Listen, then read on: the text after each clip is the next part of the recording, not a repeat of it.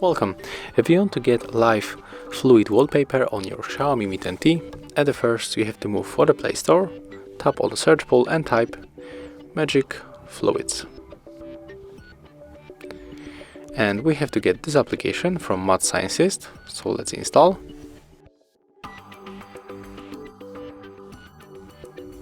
Let's open.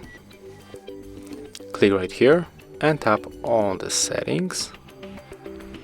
Accept, and we can switch, for example, the theme. So I can recommend you this one, and it will just going automatically on our screen. So right now we can just go back, click here and tap to set as live wallpaper.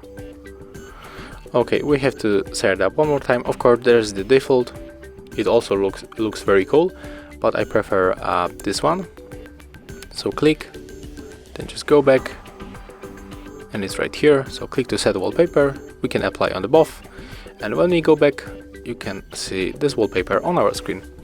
And I think that it looks really cool. So we can enjoy this beautiful live wallpaper. Thank you guys for watching. Leave thumbs ups, comments, and subscribe to our channel. See ya!